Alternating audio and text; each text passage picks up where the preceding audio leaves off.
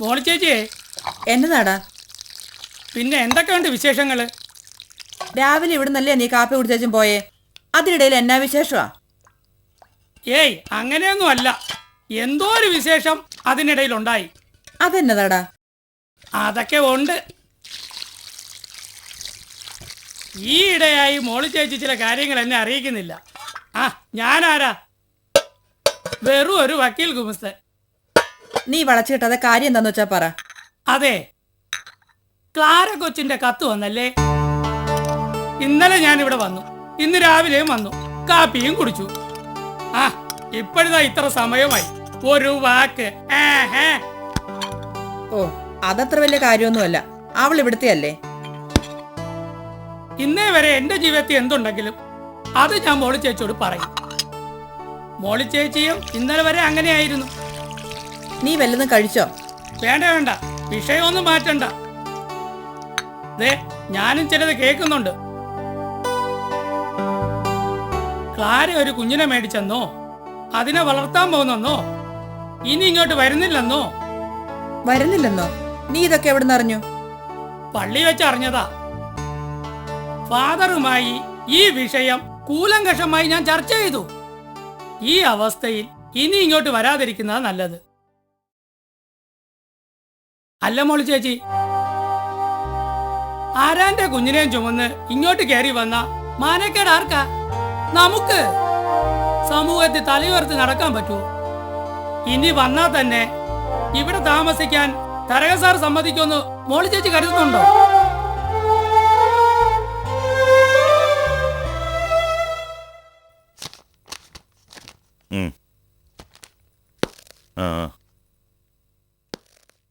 അല്ല, എന്നെ ഇങ്ങോട്ട് വിളിപ്പിച്ച് എന്തിനാണെന്ന് പറഞ്ഞാ എനിക്കങ്ങ് പോവായിരുന്നു.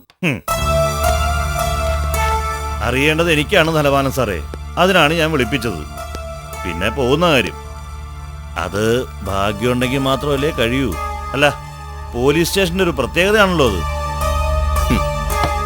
ധനപാലം പോലീസ് സ്റ്റേഷൻ കാണുന്നത് ഇത് ആദ്യമൊന്നും അല്ല സാറേ. ഓ, അപ്പോ എക്സ്പീരിയൻസ് ഉണ്ട്. ആട്ടെ, എന്തൊക്കെയായിരുന്നു കേസ്? കേക്കട്ടെ. കേസിൽ പ്രതിയായിട്ടൊന്നുമല്ല, അങ്ങനെയുള്ളവരെ ഇറക്കിക്കൊണ്ടു പോകുന്നതിന് വേണ്ടിയാണ് ഞാൻ വന്നിട്ടുള്ളത്. എങ്ങനെ? കോൺട്രാക്ട് ബേസിലായിരുന്നോ? എന്ത് പ്രോഫിറ്റ് കിട്ടുമായിരുന്നു? നോക്കണം മിസ്റ്റർ ഇൻസ്പെക്ടർ, സംസാരത്തിലെ പരിഹാസം അല്പം കൂടുന്നുണ്ട്. ഈ വേഷത്തിനെ ചില പവറുകൾ കൂടി ഉണ്ടെന്ന കാര്യം സാർ മറക്കണ്ട. ഞാൻ അന്നങ്ങെ ആദ്യം കാണുമ്പോ തന്നെ ഈ വേഷത്തിന്റെ പവറിനെ കുറിച്ച് പറഞ്ഞിരുന്നല്ലോ, അങ്ങ് വീട്ടിൽ വെച്ച്. ഓർമ്മയില്ലേ? വേഷത്തിന്റെ മാഹാത്മ്യം ഇനിയും കൊട്ടിക്കൊഴിച്ചു നടക്കാൻ തനിക്കൊന്നും നാണമില്ലല്ലോടോ നേതാവേ. അതുകൊണ്ടാവും നിങ്ങളുടെ ഡിപ്പാർട്ട്മെന്റ് ഒന്നടങ്കം എന്നെപ്പോലുള്ളവരുടെ മുമ്പിൽ ഒന്ന് ഓച്ചാനിച്ച് നിൽക്കുന്നത്. ഒന്നടങ്കമെന്ന് പറയരുത് ധനപാല. ഈ കാക്കിക്കുപ്പായത്തിന്റെ പവിത്രത എന്തെന്ന് മനസ്സിലാക്കാത്ത ചില എരപ്പാളികൾ ഉണ്ടായേക്കാം. അവരെപ്പോലുള്ളവരാണ് തനിക്കൊക്കെ വളം വെച്ച് തന്നിട്ടുള്ളത്.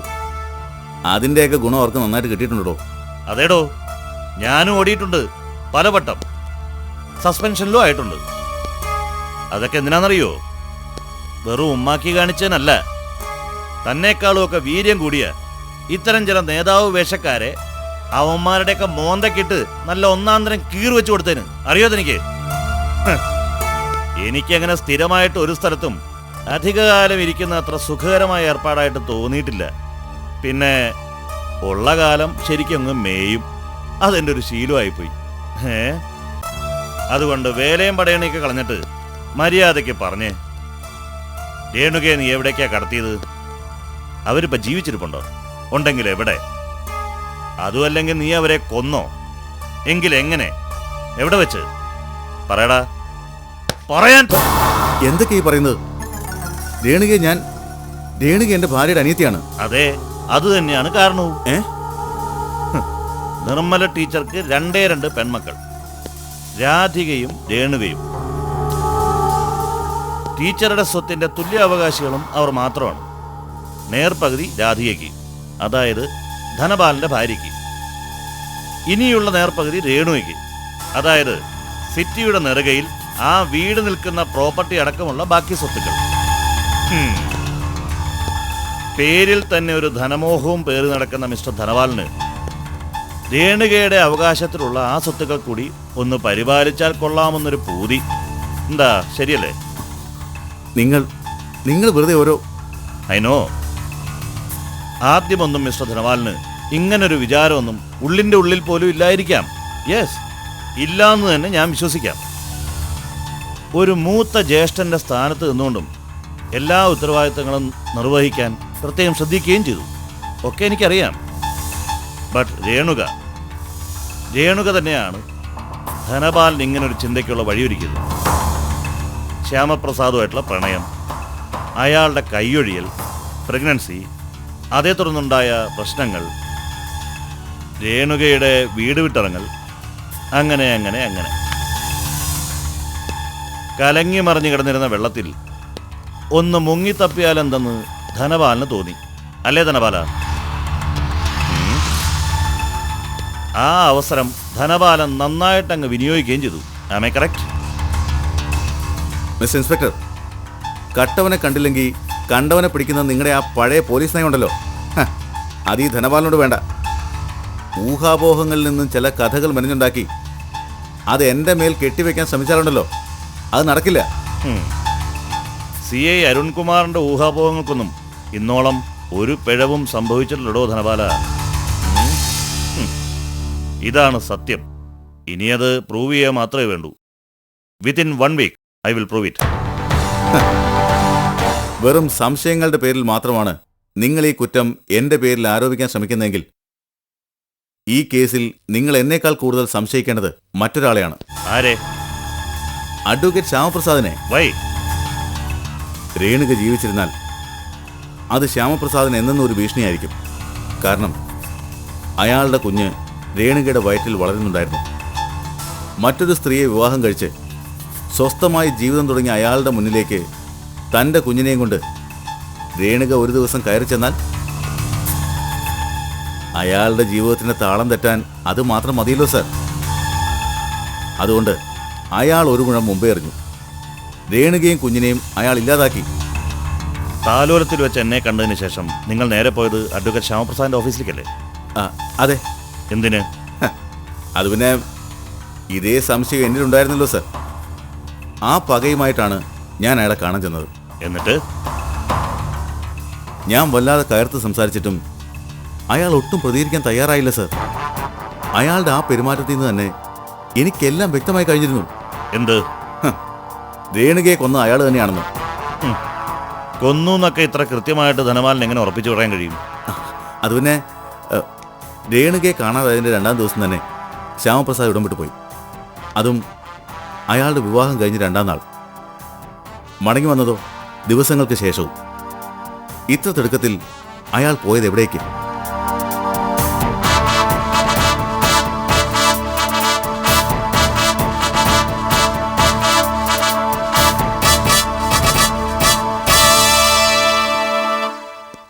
ചെന്നൈയിലേക്ക്. ചെന്നൈ ഹൈക്കോർട്ടിൽ ഒരു കേസിന്റെ വിചാരണയ്ക്ക്. ഏത് കേസ്? വിവാദമായ ദീപ ജേക്കബ് കൊലക്കേസിന്റെ വാദിഭാഗം വക്കീലായിരുന്നു ഞാൻ. ഓ, ഐ സി. മാധ്യമങ്ങളെല്ലാം തന്നെ ശരിക്കും ആഘോഷിച്ചൊരു കേസായിരുന്നല്ലോ അത്. വിധിയും നന്നായി റിപ്പോർട്ട് ചെയ്തിട്ടുണ്ട്. അതിൽ അഡ്വക്കേറ്റ് ശ്യാമപ്രസാദിന്റെ പേരും പരിശോധിച്ചാൽ ഒരുപക്ഷെ നിങ്ങൾക്ക് കാണാവുന്നേ ഉള്ളൂ. Okay okay, I know mister Shyam. സംശയാസ്പദമായ ഒരു സാഹചര്യത്തിൽ താങ്കളുടെ പെട്ടെന്നുണ്ടായ യാത്രയെക്കുറിച്ച് റിപ്പോർട്ട് ചെയ്തപ്പോൾ ആസ് ആൻ ഇൻവെസ്റ്റിഗേഷൻ ഓഫീസർ ഞാൻ ആ വഴിക്ക് തിരിയുക സ്വാഭാവികമാണല്ലോ. അത് ശരിയാണ് സാർ. എങ്കിലും രേണുകയെ സംബന്ധിച്ച് എനിക്ക് പറയാനുണ്ടായിരുന്നതെല്ലാം ഞാൻ ഒരിക്കൽ താങ്കളോട് തുറന്നു പറഞ്ഞതാണല്ലോ. അതിൽ കൂടുതൽ എന്തെങ്കിലും അവരെക്കുറിച്ച് പറയാൻ കഴിയുമെന്ന് എനിക്കിപ്പോൾ തോന്നുന്നില്ല. സോ ഇനിയെങ്കിലും എന്നെ ഒന്ന് ബുദ്ധിമുട്ടിക്കായിരുന്നു കൂടെ സാർ. സോറി മിസ്റ്റർ ശ്യാം, ആരെയും അങ്ങനെ ബുദ്ധിമുട്ടിക്കാൻ ബോധപൂർവം ഞാൻ ശ്രമിക്കാറില്ല. It's my duty. പ്രത്യേകിച്ചും ഈ കേസിൽ മിസ്റ്റർ ശ്യാമിനുള്ള പങ്ക് നിസ്സാരമല്ലെന്ന് താങ്കൾക്കും അറിയാമല്ലോ.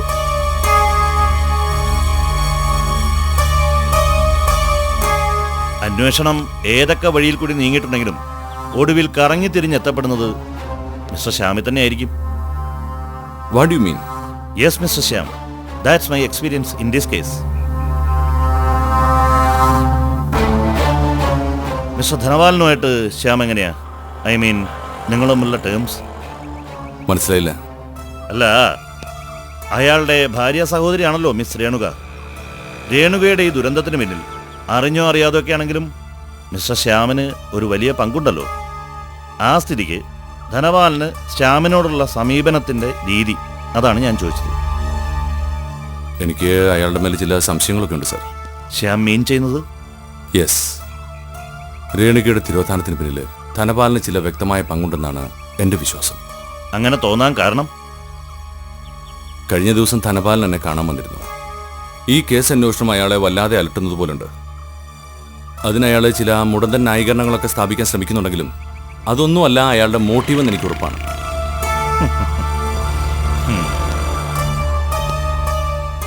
അല്ല സാറെന്താ അതിനെ ചിരിച്ചു തള്ളിയത്?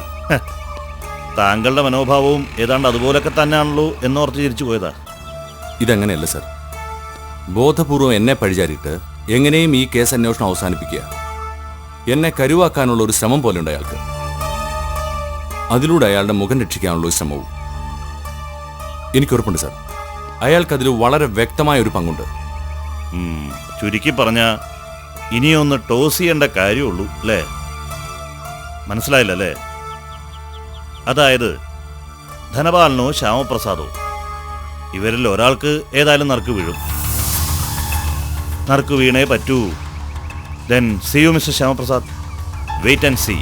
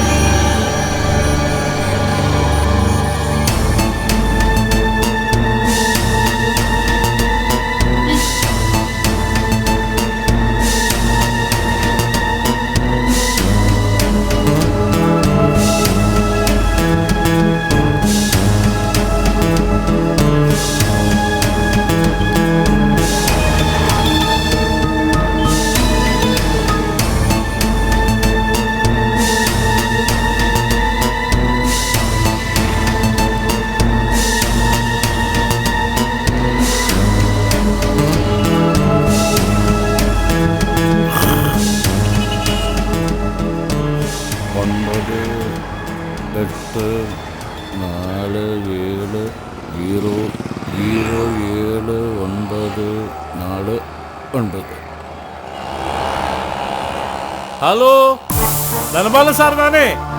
நான் வந்து ஐயங்கார் பேசுறேன். சுப்பிரமணிய ஐயங்கார். ஆமாங்க. உங்களுக்கு என்ன புரியாது, என்ன எனக்கு உங்களை நல்லா தெரியும். உங்களை பார்க்கறதுக்கு தான் வந்திருக்கேன். என்ன കാണണം? എന്തിനെ? அது வந்து நேரில் சொல்ல வேண்டிய விஷயம். எப்ப பார்க்க முடியும் சார்? നിങ്ങൾ എവിടെ ഉണ്ട്? அது வந்து ரயில்வே ஸ்டேஷன் முன்னில பிள்ளையாரப்பன் கோவில் பக்கத்தில். ஆமாம் சார். சரி சார், ஓகே சார், ரொம்ப நன்றி சார். Thanks sir.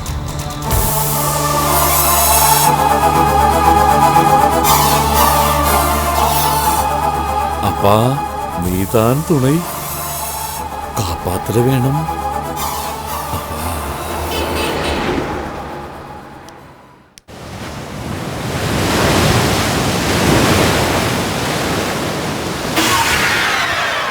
வணக்கம் சார். നിങ്ങൾ ആരാ? എന്തിനാ എന്നെ കാണണമെന്ന് പറഞ്ഞത്?